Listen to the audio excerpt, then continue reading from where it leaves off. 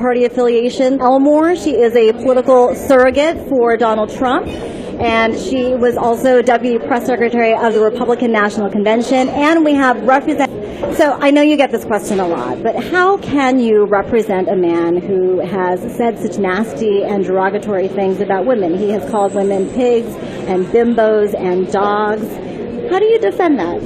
I don't have to, because what the Clintons have done is far worse. The Clinton Foundation has accepted millions and millions and millions of dollars from countries like Saudi Arabia, Qatar, Oman. Those countries have such horrible track records on their treatment of women. Women in Saudi Arabia can't even drive a car.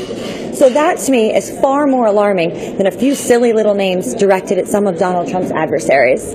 What do you say to that, Representative? Asman Sood, and he said, all I can tell you is that the women that are bringing these lawsuits against him have been helped immensely by Roger Ailes. What did he mean by that? I think that was just a mini take of his whole greater picture on that. I will tell you this, Donald Trump has nothing but love for women. The Trump Organization employs so many women, and for a very long time, his personal executive vice president, Rona Graff, has been with the company for over 20 years. The woman who was the forewoman for building Trump Tower, an iconic building, was a strong woman. And look at his daughter, Ivanka. She introduced him at the RNC. And look at his campaign staff. Who picks as his press secretary and his most personal confidant? Another strong woman. Also, I don't think, if I check my records, that he was impeached for cheating on his wife and lying about it. So Donald Trump has called Hillary Clinton an abuser of women herself. Policies are, particularly the policies that will benefit women. Really, I think he's more, instead of pointing out women to be this subgroup that needs all of this help, I think he wants to raise up our whole country, to be honest. I think Americans are just fed up with the status quo. Donald Trump is that breath of fresh air in a broken system. He's not for the TPP. He wants to change NATO because, you know what, it's an 80-year-old agreement, and sometimes old contracts do need to be fixed. I think he cares about our borders. I think he cares about ISIS, and those are the issues that really matter. I know the social issues are important, but really what's more important is our economy and our safety, and that's what Donald Trump is focusing on. I think one of the things that the representative... In terms of women's rights, I mean, he's certainly not... Equal pay, the economy... He's always spoken about equal pay for women, really. I don't think that he's disputing that at all. And I don't think his objective is to say, oh, these poor women, that they need help. So he's not going to sit there and say, you know what, you're going to get an extra handout, and you're going to get an extra handout. And as you said, as a mom of a 4-year-old, as a mom of a 3-year-old, I don't want my son to grow up in this world and think everything should be handed to him just because he's alive. I think you should have to work hard, pick yourself up by the bootstraps, and make your own way in this world. Handouts are not for me. And certainly Donald Trump hired you. You are a strong, intelligent woman. You have the final word for this part of the conversation.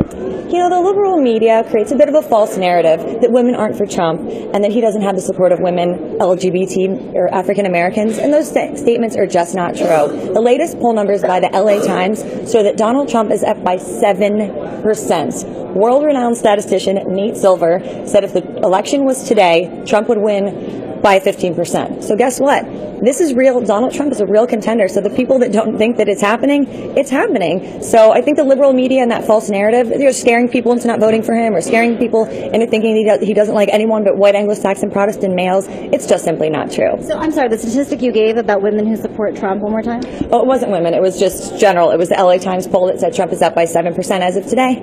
Got it. All right. Thank you so much. More women behind the scenes in politics. Certainly, you are now a mentor, I think, for many young Republican women. Well, thank you. I certainly appreciate that. And I love the idea of women getting involved in politics in every sector of our employment. You know, in Pennsylvania, like you said, it's very, very important. And I feel like I'm an empowered woman and an empowered woman for Trump. And I think that's important for people to hear and see and know.